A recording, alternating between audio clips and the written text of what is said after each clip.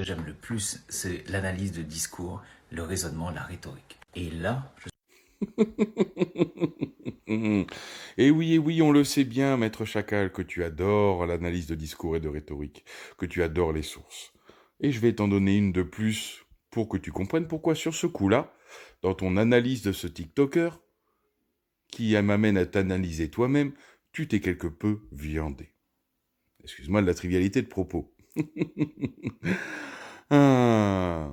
Si tu avais vraiment bien analysé, tu aurais écouté en fait la dernière phrase qu'il produit dans sa démonstration.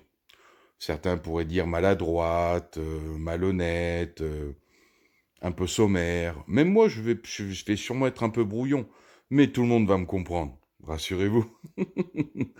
Le truc, c'est qu'en fait, il essaie de démontrer et de faire comprendre qu'il a subi la trahison. Et il a subi une trahison qui, à ses yeux, et pour l'avoir vécu, je sais de quoi il parle, parce que nombre d'hommes dans ces époques modernes, où le prince charmant, la princesse, tout ça, ça n'existe pas, l'amour n'existe pas, ce ne sont que faire l'amour, les hormones, les émotions, les sentiments, ressentiments, à un instant T, qui ne perdurent pas réellement, car le pragmatisme, tout le temps, de notre époque moderne, revient à la charge, tout le temps, nous travailler, au-delà de la bien-pensance, etc.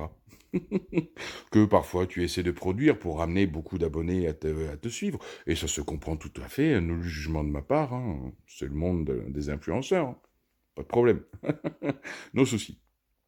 Ce qu'il essaie de faire comprendre, donc, de fait, c'est que l'ayant vécu la trahison, il a subi le fait des femmes reines dans ce monde de consommation, avec les hommes produits de consommation, et ces femmes-là sont sans pitié, ces femmes de l'époque moderne, sont sans pitié.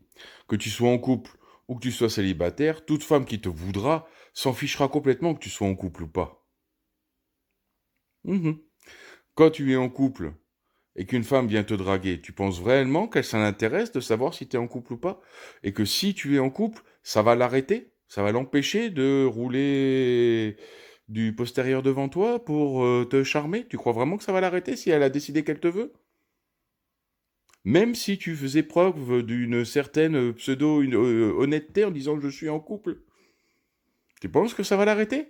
Sois honnête. Eh oui, ça ne l'arrêtera pas. Et pour les femmes qui sont en couple, comme elles savent très bien que le prince charmant, la princesse, tout ça, ça n'existe pas, faire l'amour, tout ça, machin bidule, les sentiments, les émotions, tout ça, les hormones, ça n'a qu'un temps, le besoin de se reproduire et de copulation va forcément passer. Et à ce moment-là, il faudra trouver une bonne raison de dégager le mec. Et c'est pour ça que ça dure dans le temps, comme il le démontre. Trouver les bonnes excuses, même les plus minables, pour dégager le bonhomme.